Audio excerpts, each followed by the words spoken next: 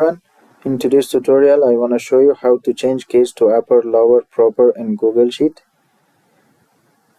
First, select your cell that you want to place the result, and then type the following formula. For lowercase, type lower, press tab, select your text, close the bracket and press enter. As you can see, all the cases has been changed to lowercase. For the upper, type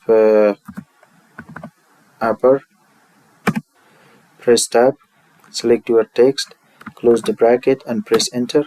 As you can see, all the cases has been changed to uppercase. And for the proper, type proper, press tab, select your cell and close the bracket, press enter.